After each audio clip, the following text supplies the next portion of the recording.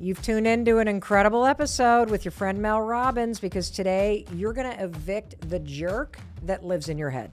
That negative self-talk has got to go. I mean, you wouldn't talk to a friend the way you talk to yourself. I used to be the exact same way.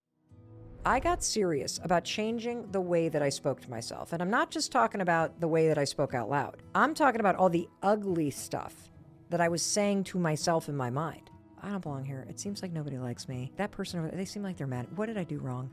I'll tell you what, taking on my self-talk completely changed my life. And today I'm teaching you this exact same process step by step. You can transform your mind. If I can do it, you can do it. Today, you and I are going to talk about mindset. And I want to start by telling you a little bit about how Mel Robbins used to go about her life. See, in the background of my mind, there was always this annoying, pesky voice that was running on a loop. And you want to know what it was saying? Some pretty nasty stuff. You'll never be happy. You'll never get what you want. Why do you always screw things up? There you go. You did it again. Why can't you figure this out? What the hell is wrong with you? It's always your fault. They're mad at you. I can tell they're mad at you. And I know you're nodding along as I'm listing these horrible things that I used to say to myself, because you say this stuff to yourself too.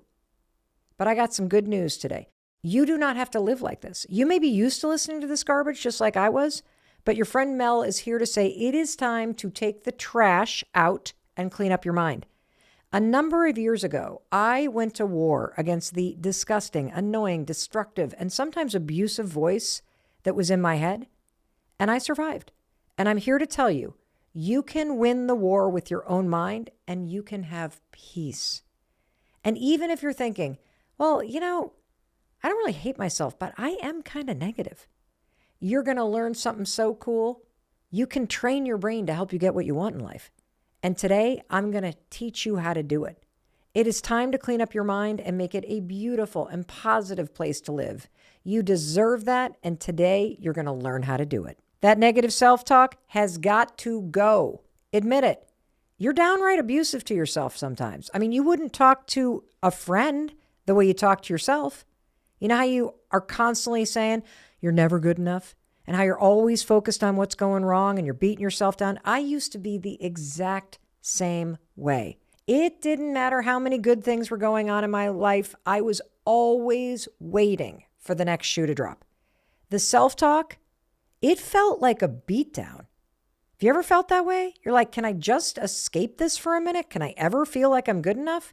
Well, several years ago, I got serious about changing the way that I spoke to myself. And I'm not just talking about the way that I spoke out loud. I'm talking about all the ugly stuff that I was saying to myself in my mind. I mean, the old Mel, you might have seen me and I would have had a smile on my face and you would have thought to yourself, oh, that Mel Robbins, she's the happiest, most positive person on the planet. But at the exact same moment, I would be thinking and talking to myself, I don't belong here. It seems like nobody likes me. Like that person over there, they seem like they're mad. What did I do wrong? I'll tell you what, taking on my self-talk completely changed my life. And the fact is, you can transform your mind. If I can do it, you can do it. And I did it through therapy, through studying and researching mindset and reading book after book after book after book and trying all kinds of stuff. And I turned my mindset around and I learned how to make my mind work for me instead of constantly working against me. And the result, I am way more loving, encouraging, and I see the things that are going right. The person that you kind of think, oh, I know Mel Robbins, she's a positive person. That's how I am on the inside now. And I've learned how to tap into momentum and confidence and self-trust by changing my self-talk. And today I'm teaching you this exact same process step by step. And here's my hope. My hope is that not only will you do this for yourself, my hope is that you will share this masterclass in mindset with everyone you know, because we all need to know how to do this. And even the most positive and seemingly successful people in your life, guess what? They are hypercritical. They beat the heck out of themselves internally. They may not show it, but they do, and they need this information too. This is so important because you don't live your life on the outside. Your life is determined by what it's like to be on the inside of your mind. And the fact is, you deserve a mindset reset. I see something so much bigger for you. So on behalf of the future you, the positive you, the kinder you, I want to thank you for being here for yourself. I have taught these same strategies and tools on stages around the world to my corporate partners. I have incorporated them into online courses that I've created and taught to hundreds of thousands of students around the world. And today, you're going to be the one learning them. The fact is, you can absolutely reprogram your mind. And the criticism that's been part of your life story is not the whole story. Today, it is my honor to teach you how to write a new story. And I want to start off with a question from one of your fellow podcast listeners that I know you're going to relate to. And that listener's name is Brandy. Check this out. Hi there, Mel. My name is Brandy. How do I stop the spiral of negative thoughts and feelings? I really want to reset and start embracing a happier life. I just don't know where to start. I hope you can help.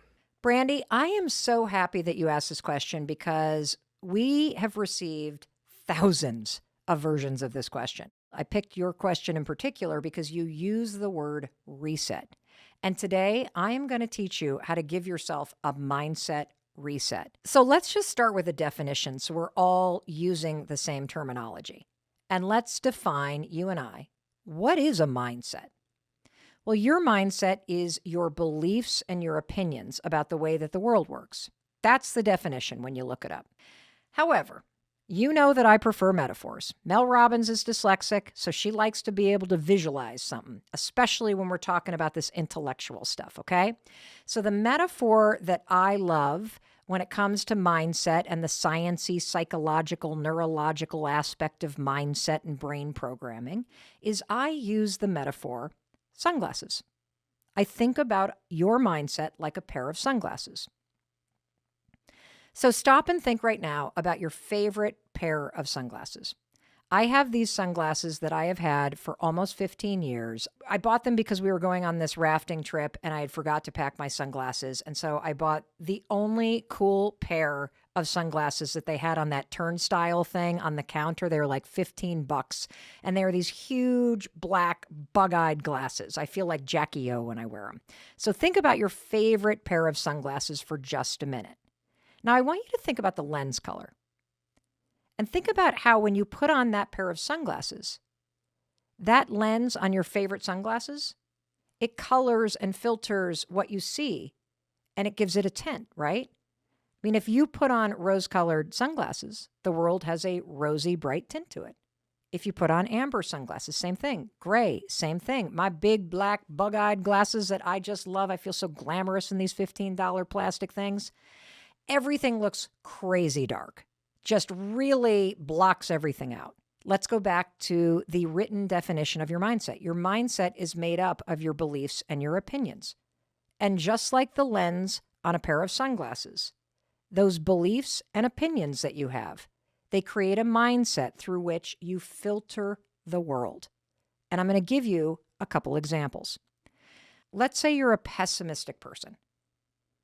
If that's your mindset, if that's your outlook, you will filter the world through pessimism, just like a dark pair of sunglasses skews the outside world with this blackened, darker shade. And if you're not pessimistic, let's just think about the most pessimistic person you know. Someone who is always negative. They could be sitting on the beach in the Bahamas with a beautiful, fabulous tropical drink in their hand. Sun is shining, crystal clear ocean, and they're annoyed because lunch hasn't come out yet. You know that kind of person. You've sat next to them at a wedding where the band is awesome, the couple is so cute and happy, families together, and what is this person doing? They're bitching about something, some relative that's sitting all the way on the other side of the room. All they notice is the one thing that's wrong or irritating them. They don't even notice all of the amazing things that are going on around them. Isn't it interesting when I describe this negative, pessimistic person? You know exactly who I'm talking about. And you're probably thinking, dear God, Do not sit them next to me at the next family wedding. And here's the craziest thing about mindset. You know that pessimistic person you and I were just thinking about? They have no idea that they have dark glasses on. This is just the way they see the world. I'm going to give you another example of mindset and how important this is. I want you to think about someone you work with, or maybe you go to school with this person, who has a can-do attitude. No matter how tight the deadline or how rude the customer is that you guys are waiting on, or how much other team members are slacking off, this one person with a can-do attitude, they always see the bright side, or they have this unbelievable ability to just shrug off the rudeness of other people or the laziness of the students that are on your group project. And they literally can just flip it and turn to you and go, well, they probably have something going on in their personal life.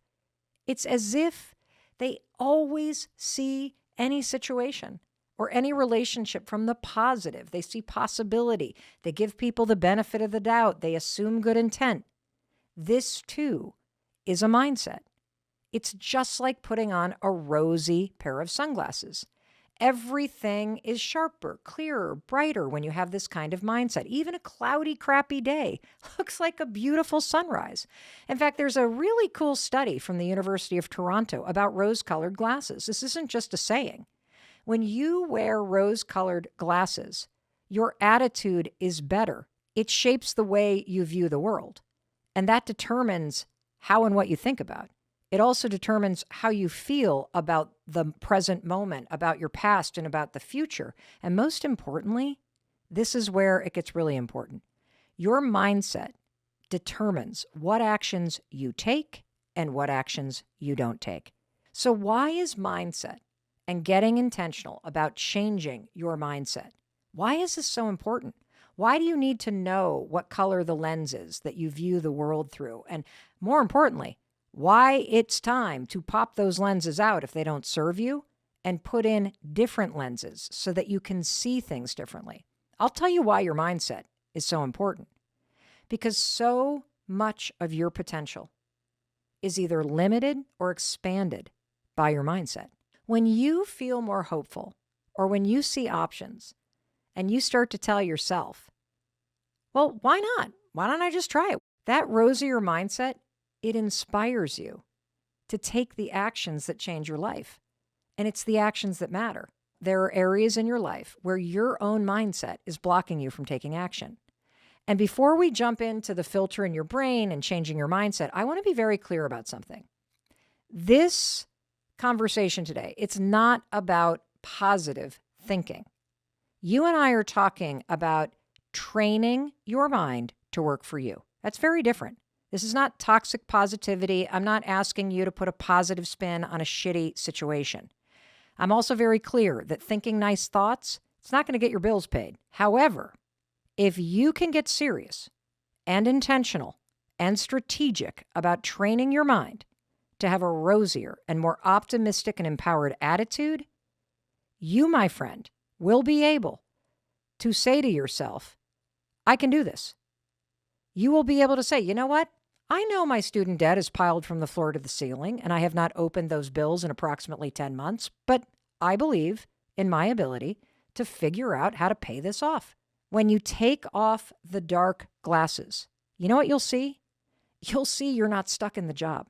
You're not stuck in the relationship. You're not stuck with the unhealthy habits that you have. If you're the kind of person that constantly shrugs your shoulders and is like, well, it is what it is.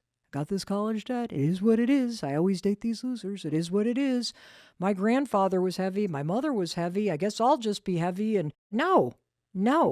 You can look at something differently.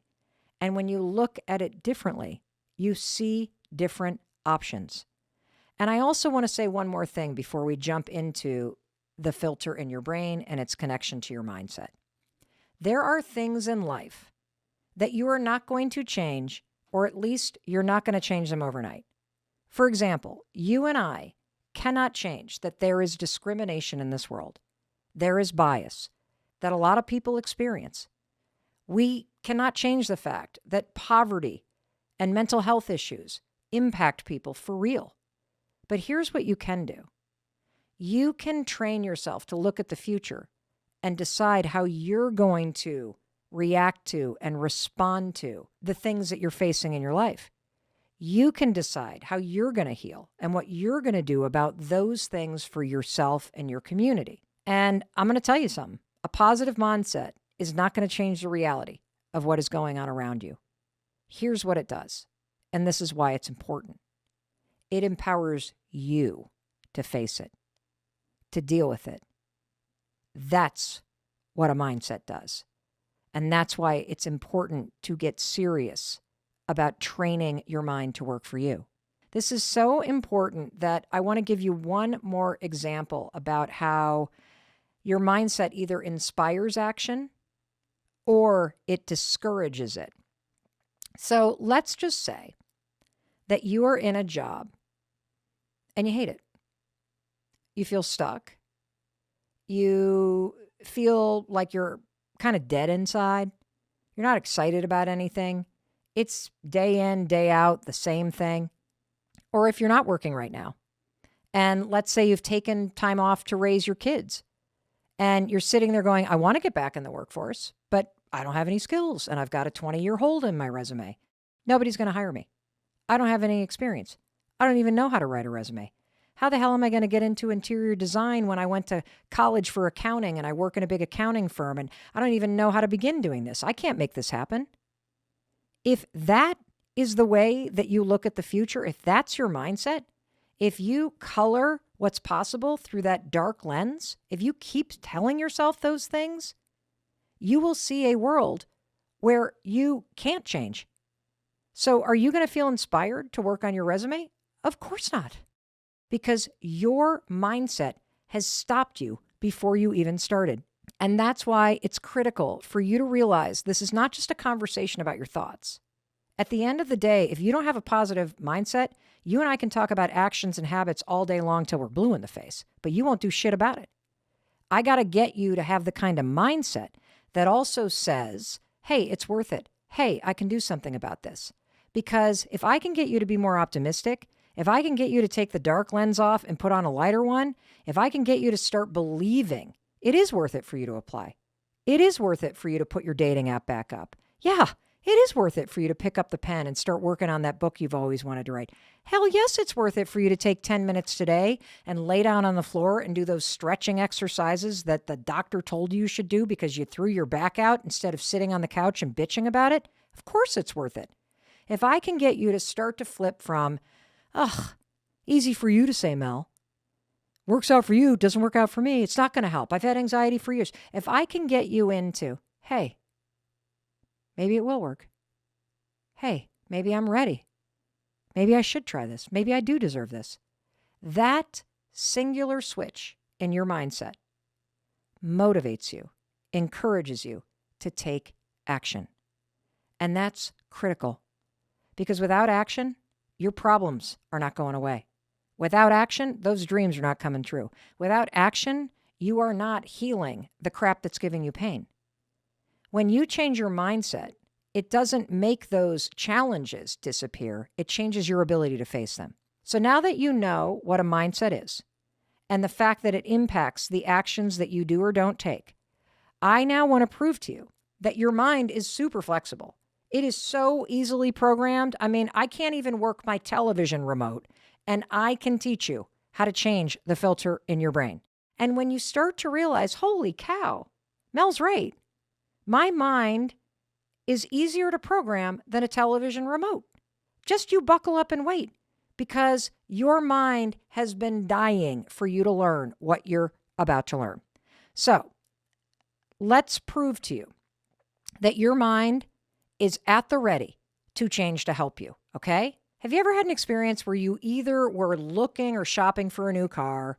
I am personally in this boat right now. I drive a 9-year-old car. I love this car, but it's time.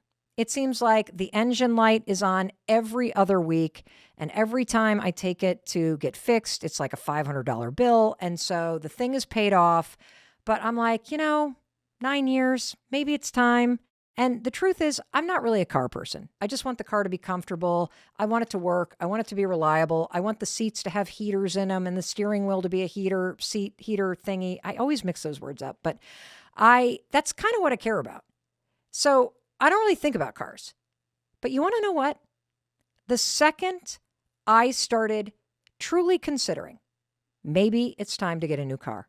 And then as I started to hone in on the new Bronco, does everybody and their mother drive the new Bronco?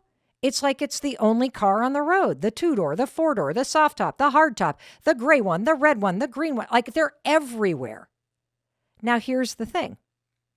A couple months ago, I had never seen a Bronco up here in southern Vermont. But now that I'm interested in Broncos, I see them everywhere. And I want you to think about a time that this has happened to you, where you started to get interested in something. And then it's like, whammo, overnight, you see it everywhere. Maybe it was a handbag that you were really interested in, or a certain style of shoe. You know, the Birkenstocks that have the covered toe? It's like those were popular 30 years ago, and now every single college student and 20-something is wearing them. Bangs. The second I wanted curtain bangs, it's like, does everybody have curtain bangs suddenly? Never even noticed them before. Or you hear a song and you tune in, you're like, oh, I love that song. That song is so cool. And suddenly you hear the song playing in every restaurant.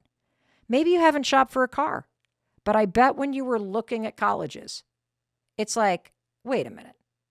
Does everybody have a Michigan sweatshirt? Is there a sticker that says University of Michigan on every car? Is it just me? Or is that the only college in town? It's the same thing if you want to have a baby. As soon as you are trying to get pregnant, you know what happens? You see kids and pregnant women everywhere. It's like there were only adults on the planet and people that weren't pregnant, and then you want a baby and boom, it's in your face. Or how about this one? You want to fall in love. What do you see? You see couples in love. It's so annoying. It happens instantaneously. You know what that is? That phenomenon where all of a sudden overnight, you see something everywhere. That is your mind changing in real time. That is a filter in your brain, paying attention to what it thinks you are excited about or interested in. And here's the crazy thing about your mind, and this is why this science is so exciting when you understand it. Oh my God. Here's the crazy part. You ready? The Broncos, the bangs, the Birkenstocks, the babies, they were always there, all around you. You just didn't notice them. You want to know why? Because they were not important to you. The fact that you suddenly see those things everywhere, that is an example, and it is proof that your brain wiring is changing in real time, and your mind is trying to help you. Your mind is showing you the Broncos that have always been there. It's like it's highlighting it with a highlighter. Why? Because it became important to you. Why would your mind let you see things sometimes, but not others? Why are you suddenly seeing the covered toe Birkenstocks now, but you didn't see them for the last 5 years? That's a great question. And this brings us to the topic of the filter in your mind. Oh, I'm so excited for you to learn this. So there is a filter in your mind. It is called the reticular activating system. The reticular activating system. I'm going to call this the RAS, okay? Here's the visual, because you know your friend Mel loves visuals and metaphors to make this stuff easy. I want you to imagine that there is a hairnet over your brain. This hairnet is a live network of neurons, and it is constantly changing in real time.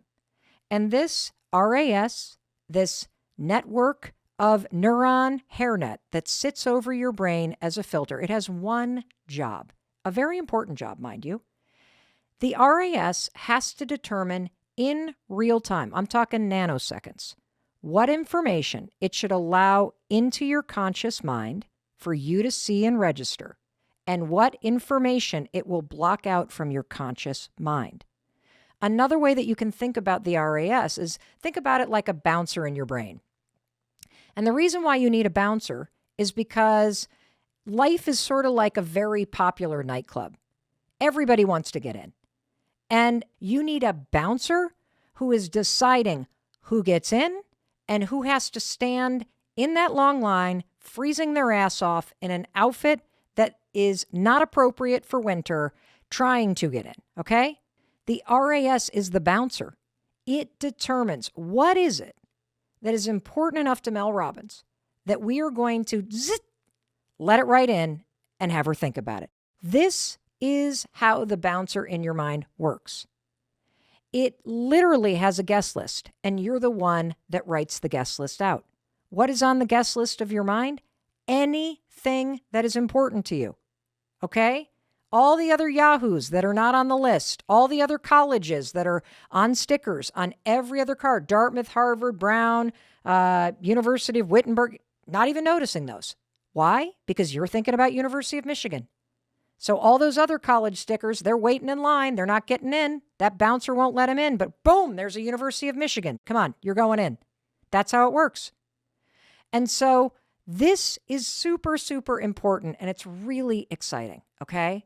It's really exciting because when you understand that there's this electric hairnet on your brain called the RAS that works like a bouncer at a popular nightclub, we can tell that bouncer what you want, who you want to let in. It's that simple. When you get intentional about purposefully telling this bouncer what you want to see, the RAS reprograms itself in real time. It changes the filter. This is a live network in your brain. It changes in real time to help you see those things that are important to you. That's what you're experiencing when you suddenly see the car that you're interested in all over the road. And today, you're going to learn how to use that scientific neurological fact to your advantage, because you're going to give yourself a mindset reset. So we've been talking about your mindset, and we've also started to scratch the surface at this thing called the reticular activating system. This is that live filter in your brain that is flexible and capable of changing in a nanosecond to help you. So let's start with this question from a listener named Peter. Hey, this is Peter from Washington. I was just wondering, how do I get past my doubts and maintain a positive mindset? Thanks, Mel. Thanks, Peter. So I want to focus on one aspect of your question, and that is where you said getting past your doubts. This is where the science gets really interesting, because your belief about yourself is a mindset. You use the word, Peter, self-doubt. If you have a lot of self-doubt, you question yourself, you criticize yourself, you hold yourself back, what color do you think the lenses on your sunglasses are? I'm not trying to be silly here. I'm trying to make this intellectual topic very tangible and understandable. If you doubt yourself, right, you put a lot of energy into doubting yourself. It's not just one thought. You probably do it all day long. Your thoughts are critical, you hesitate, you don't speak up, you hold yourself back. All of that is energy that makes your RAS think that doubting yourself is important. If you doubt yourself and you go into work, you know what happens to you at work? You don't see the 15 things that you do right. You know what you obsess over? The one thing you've done wrong. This is where the RAS starts to make it worse, because your RAS sees you spending so much energy and mental fuel in criticizing, doubting, and hesitating. And so your RAS thinks, oh my gosh, ding, ding, ding, Peter thinks it's important for him to see what's wrong. And so your RAS blocks the 15 things that you did right. You know what you did today, Peter? You sent 32 emails. Great job. You didn't see it, though. You did a great job with those 5 customers. You're not giving yourself credit, though. You were amazing in that meeting earlier. Not getting credit for that either. But the one email, that bouncer's like, come to the front of the line. I'll take the email that is negative, and that email is getting in. When you doubt yourself, it shades your mindset toward self-doubt. And then your brain gets involved. When the email from your boss comes in, hey, can you stop by my office before you leave today? How do you think Peter's RAS interprets that email? if he doubts himself? I'll tell you how. When he reads, "Can you stop by my office before you leave today?" his RAS goes, "Oh shit." Because you've trained it to look for things that aren't right. By putting so much time and energy into focusing on your self-doubt, you are also training the filter in your brain to filter out everything that's going right and to focus only on the one thing that's going wrong, thereby magnifying the self-doubt. Let's go back to an earlier example. Remember that pessimistic friend sitting on the beach that's bitching that lunch hasn't come? Or that pessimistic relative that is bitching about the family member that's halfway across the tent? It's all they see. They can't even see the beautiful water or the happy couple or anything else good. Why? Because their pessimism is what has programmed their reticular activating system. This is how mindset and the filter in your brain get linked. They become fused together. So first it starts with a mindset. You're thinking negative thoughts, and then your filter gets involved. And next thing you know, you're just seeing more and more and more and more reasons to doubt yourself. This is the good news, okay? If you get intentional about searching for reasons to feel proud, or for the small wins, the 15, 32 emails that you sent, the good things that you did, the places where you're showing up, your mind will spin like a top. And all of a sudden, just like you saw Broncos and babies and Birkenstocks, instead of seeing the one thing that you did wrong, you will see the 15 things that you did right. This is not a joke. It's hard science. This also, by the way, ties right back into the endless science about the power of a gratitude practice. A gratitude practice is a way to train your mind. A gratitude practice is teaching the RAS that being grateful and taking times to savor beautiful moments and focusing on things that you're really proud of and you appreciate, that's important to you, so you see more of it. That's how this all works, hand in hand. And I want to give you one more example, okay? Because I think this is challenging at times to see in ourselves because we're so used to seeing the world through a certain lens that we don't even realize we're wearing sunglasses. But it is kind of easy to spot in other people. So here's one more example about how your own beliefs and mindset about yourself or a situation that you're in can become paralyzing because the filter in your brain keeps the mindset in place, okay? So think about somebody that you love who's single and they are desperate to meet the right person. And the longer they stay single, the more and more insecure they get by the day. And when you see them, you see a person who is smart, who's awesome, who's hilarious, who's loyal, who's sexy, who's amazing, who would be the most incredible person to be in a relationship with. But I want you to just imagine that the color of the lens on your glasses, when you look through your belief about them, it's completely different than the color of the lens on their glasses. When day in and day out, all this person can think is, why can't I find somebody? Why does everybody else have somebody? I see all my friends getting approached at the bars. I see my friends getting asked out. Why am I not getting asked out? What you've now learned about the mindset and belief about yourself and the way your filter responds in real time is the more energy you put into a negative narrative like this, it's never going to work out for me. Nobody's ever going to love me. I am unlovable. Everybody else has a date. I'm never going to have a date. The more that mindset and that belief becomes a self-fulfilling situation. Why? Because you're putting so much energy into the negative that the filter in your brain is now going to filter the world in a way to reinforce the negative story. When you walk into a bar, all you're going to see are all the couples. You're not even going to focus on all the other people that are single that you should walk up and talk to. This also explains why you as the friend see the opposite. And you can tell the person over and over and over again, you need to calm down. You're amazing. You are going to find an amazing person. It's not that you're not going to meet somebody. You just haven't met the right person yet. It's the exact same situation. But because both of you have different mindsets and beliefs about the situation, you see it through a different lens. And you both believe, by the way, that your belief is the truth. The more that this carries on for your friend, the less your friend is going to put themselves out there because they're slowly convincing themselves that this is never going to happen, so why bother? See, the filter in your brain, it's either going to make the situation worse or, and this is what I want to teach you, it can make it better. But that depends on your ability to get serious about programming it. And if you can stay positive, if you can stay optimistic, if you can keep saying to yourself, there is nothing wrong with me. I just haven't met the right person yet. But one of these days, the right person will walk in. And in the meantime, I'm just going to keep being me. If they can get intentional about creating that mindset, a number of things are going to happen. They're not going to become insecure. They're not going to start acting all weird around people. And they are not going to latch on to some loser just because they're starting to convince themselves that they're desperate and this is their only option.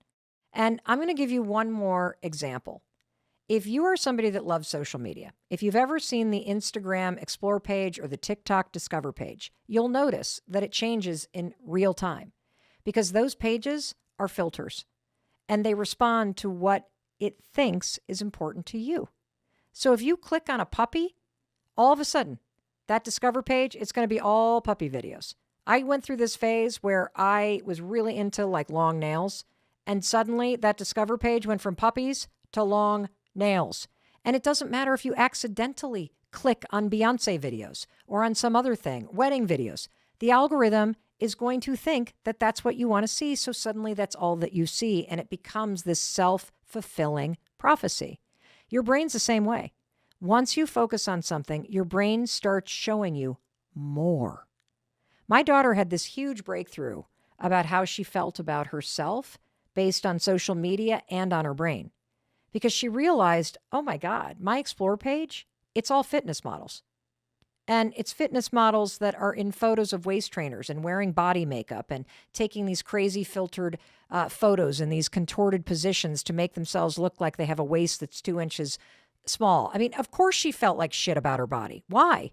Because she was seeing it over and over and over again. And so her brain started thinking, oh, well, this must matter to you. And then the social media pages start aggregating it and showing you more and more and more. And so as that all starts to happen, you start to believe that everybody on the planet is the size of your pinky finger, which then, of course, invalidates the fact that you have this big, beautiful, amazing, strong body and you look fabulous, but it doesn't matter because it doesn't match all this crap that's being shown in your face. This is how your brain works too. And you got to get on top of this. So before we walk through the mindset reset process, when these thoughts pop in, here's a pro tip. Get serious about what accounts you follow. I mean, you definitely want to follow the Mel Robbins podcast because everything we put up is a way to train your brain to work for you. Oftentimes, I personally find that if somebody just throws a science-backed tip or exercise or tool or tactic or strategy at me, it sounds so dumb on the surface that without the underlying kind of research and mechanics and science that explains why this simple thing works, you will literally roll your eyes and not do it.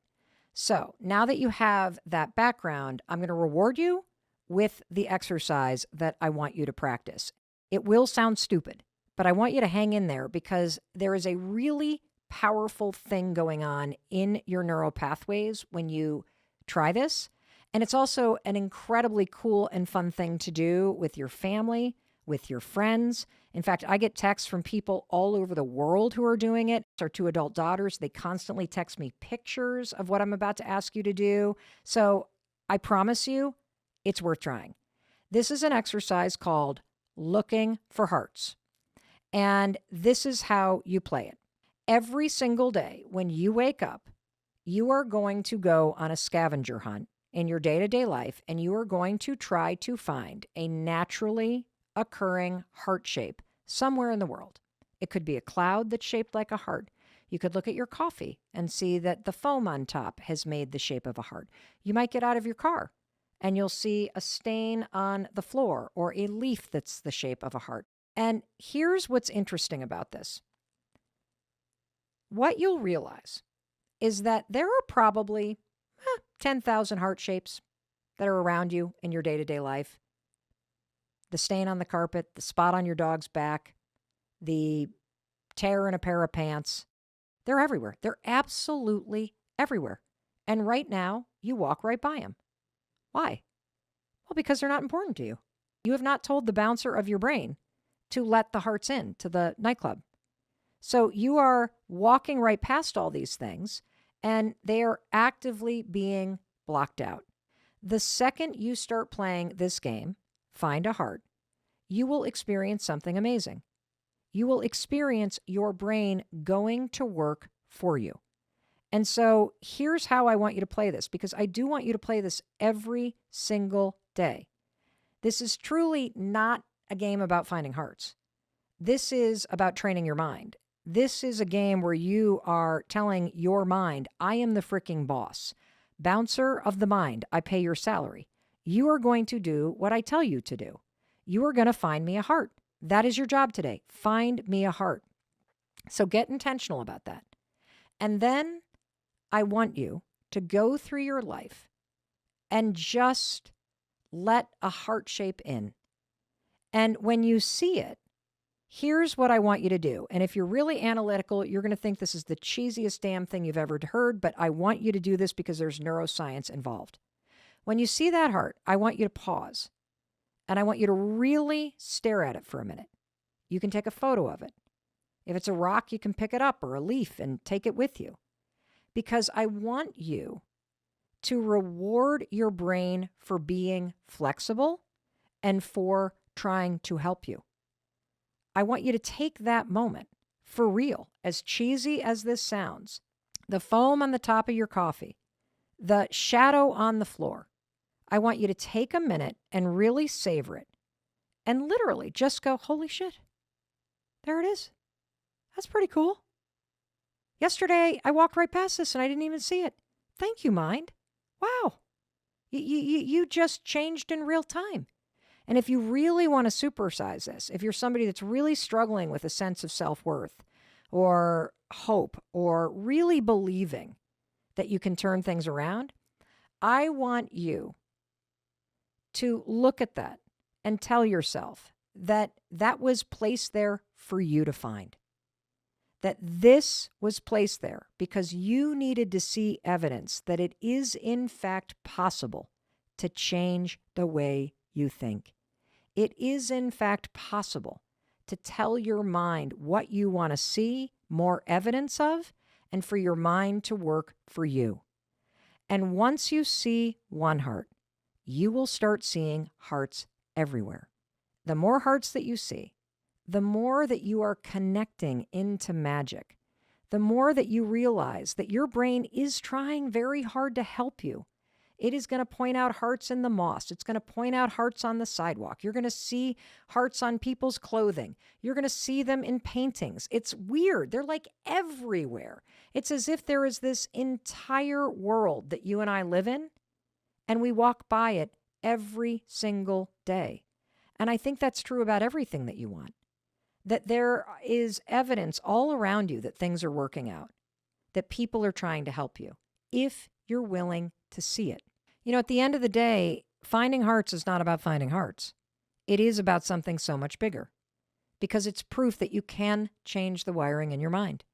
You can manipulate and program this filter, the RAS, to make it work for you. And every time you see a heart, it is evidence that it is true. This is the first step of a mindset reset. And I will say there is something that some of you may experience. So this comes from Nady in Germany.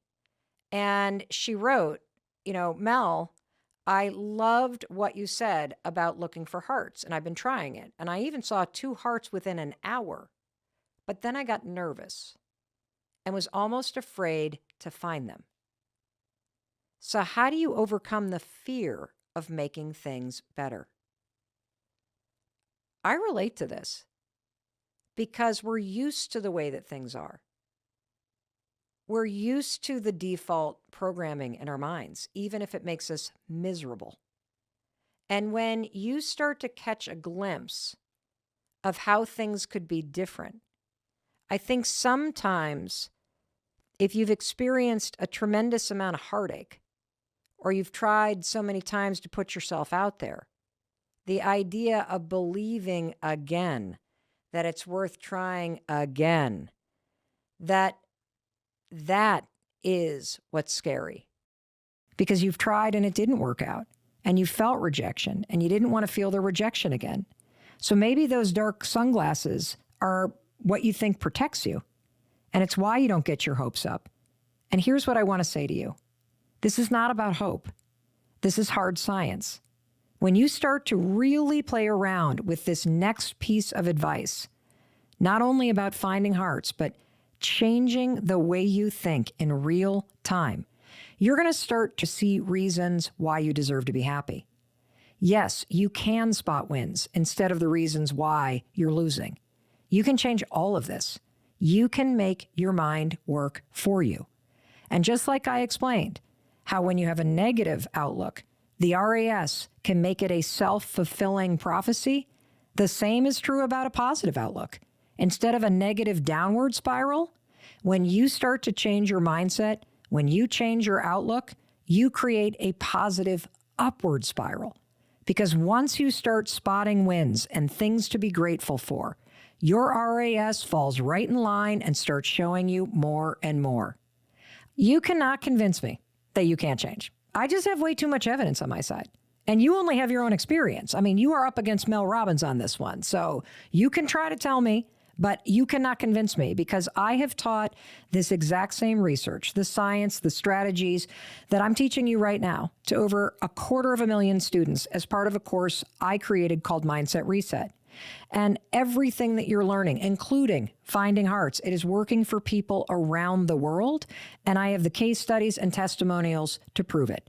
So you can have your pessimism, but I am always going to be optimistic as your friend about your ability to change. So find a heart today, because you will do something that allows you to experience the sensation of the RAS filter changing in your mind in real time.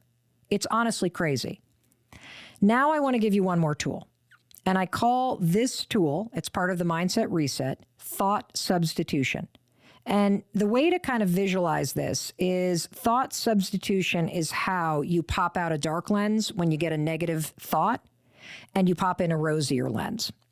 And you're going to need this strategy in your day-to-day life. I use this all day long because things come up. I don't care how rosy your outlook is. There are going to be days that you get triggered. And if you're brand new to this idea of a mindset reset and programming your mind to work for you, you need thought substitution, because it is how you engage in hand-to-hand combat with your own mind. And it will address a concern that I'm getting a lot, like this question from Velvet. Hey Mel, question on mindset.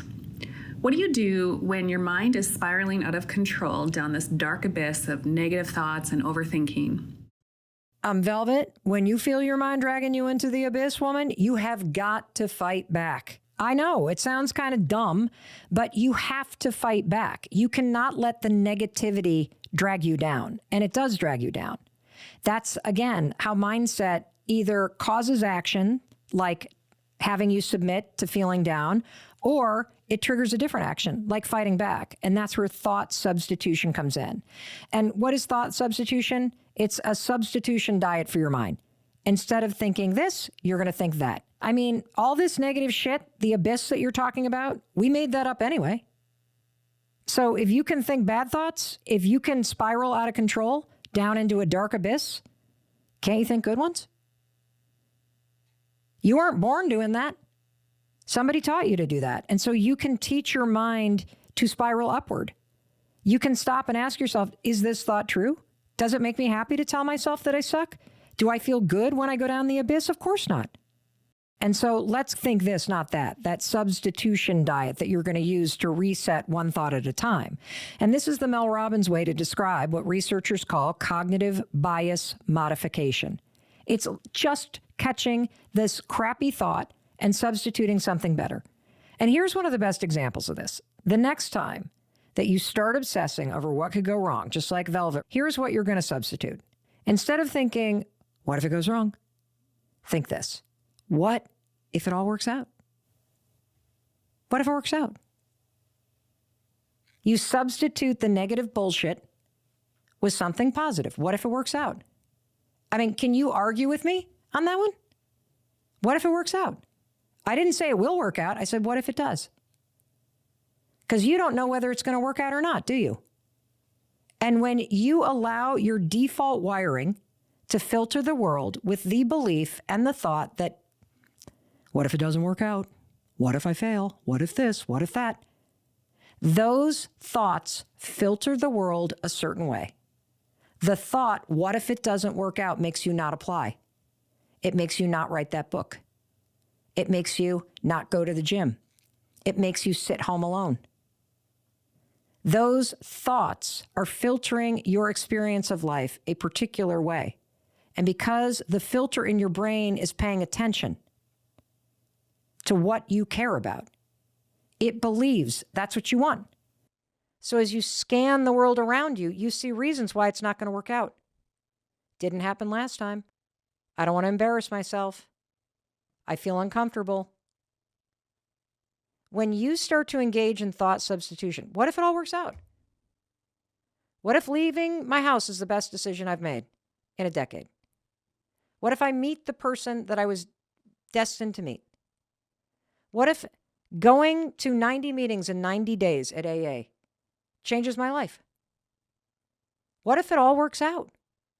See how that mindset switch, cognitive bias modification, see how that leads you to feeling more encouraged? What if I get into my dream school? You're more likely to apply if you're like, well, what if it does work out? And this is why this is so important, because your brain is paying attention to what's important to you. And I don't think any of us have a clue how much airtime we give to negative thinking, to beating ourselves down, to assuming that life is going against you, to thinking something's wrong, to beating yourself up, to comparing yourself to other people. And when you start to pay attention to two facts, number one, your mind is trying to help you. And number two, when you figure out what's important to you and you make it a priority, your mind will adjust in real time and help you see an entirely new world. And when you see that it's possible that you could get into your dream school, that's a whole new world. When you see that it's possible that you'll make the best friends of your life in the next year of your life, a whole new world is possible. When you see that you can not only get your dream job, a whole new world is possible. And it begins with two simple things I want you to do. Look for hearts so you experience that a whole new world is possible, that there's a world that you're walking by every day. This is critical. I do this every single day. And, it sounds like such a dumb thing. And I often think about, this moment where a reporter's like, so what's your secret to success? And I'm like, look, I look for a heart every day. I mean, it sounds so stupid, doesn't it? But what I'm actually saying is I am actively engaged in the process of training my brain. And every time I see a heart, it's a reminder, oh yeah, my brain will tell me what I want it to tell me. And so I can either let the campaign of misery take control of my RAS, or I can tell my brain, no, it is important to be happy. And so the hearts for me is a simple way to explain this profound amount of research out there and put it into practical use. That's a simple way for me to explain to you. You're not stuck with the thoughts that you think. That idea right there, that's everything. You are not stuck with the thoughts that you think. You can let them rise up, but you don't have to grab them and grip onto them and wrestle them to the ground. You'll be like, oh, there's that stupid thought that my dad taught me to think. Bye, Dad. The opportunity of your adult life and the rest of the time that you have is to reclaim your experience of life, to see all the places, not where you don't fit in, but all the places where you can go, all the places where you could be, all the wins that you have, all the strengths that you have, all the magic you have to give. I believe that you have huge wins every single day, and that I want you to give yourself credit for them. I believe that you've survived a ton of crap and you don't even give yourself credit for that. I believe that you're pretty awesome. And I want you to start to have a brain that filters the world in that direction. And that brings me to Molly's question. Hey, Mel, how do you get your mindset to a place of peace? A place of being ready to just live your life and go for the things that you know will make you happy? Thanks for your help. Molly, I love this question. That's what it feels like to have a mindset and a filter that works for you. Because this idea of peace is what we're all ultimately after. When you're at peace, you're okay with everything that is and everything that isn't. And you're not chasing something in order to fill a lack. And think of even the term peace of mind. Peace of mind means you're not in conflict with your own heart and head and desires. That's a beautiful thing. When you have peace of mind, your mind is working for you. And I can really relate to this desire because I've spent most of my life with a sword in my hand, arguing with myself in my own head, maniacally searching for everything that's going wrong. And all I want right now is exactly that. I want peace. And so here's one suggestion on how you can start to bring peace to this mindset reset process and the tools that we've already discussed. So every time you are looking for hearts and you find one, consider it a gift from the universe showing you that peace is possible. And as you stand there and you look at that heart that all of a sudden the filter just showed to your conscious mind, I want you to feel a sense of peace. And this is important because you show up differently in life when you are fueled by optimism and you're fueled by hope and you're fueled by this belief in yourself. When you have peace of mind in that, that's a very different experience of life than when you're driven by fear and doubt. And so that's why I'm telling you this. We all struggle with our mindset.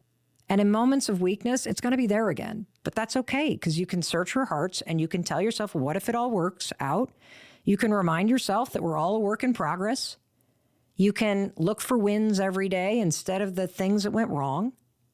You can spend more time with people that make you feel good instead of chasing places you really don't like. All this is possible. And I want this for you, which is why I hope you'll try this. And simple reframes, if you don't feel good enough, is you can be like, I'm a work in progress. I can figure it out. I really hope you take this on. And this is the work that you'll do for the rest of your life. And it's worth it because the happiest days of our lives are the road ahead of us. Truly. I want that for both of us. And I've spent far too much time beating myself up and looking for what's wrong and searching for reasons to feel tortured or lonely and to stop myself. It's just horseshit. I'm so sick of it. And I'm sure you're sick of it too. And, I'm sharing all this because even though I teach this stuff, it's easy stuff to listen to or talk about. You got to put it into practice, and so do I. You got to catch yourself when the negativity starts. You got to knock this middle school shit off and start claiming your adult life. Because you do deserve to be happy. And even if you don't love yourself, I'll tell you what, I love you. Even if you don't believe in yourself, that's okay. I believe in you. And I'm going to keep on saying it until you catch up with me. Because I do believe that you can take the steps to reprogram your mind. You can take the steps to shut up that negativity in your head. You can take the steps to filter the world in an entirely new way and see how it's working to help you. And it doesn't take a whole lot of time to create a better life. Now go find a heart. I love you. And to you, thank you for being here on YouTube and being part of the YouTube family. I love you. I love you. I love you. Thank you for subscribing. It really lets me know that you love this kind of content, and it helps me bring you brand new videos every single day. And I know you're thinking, Mel, I'm going to share this with everybody, but what about me? What do I want to watch next? I got something teed up for you right here. Check this next video out. You are going to absolutely love it.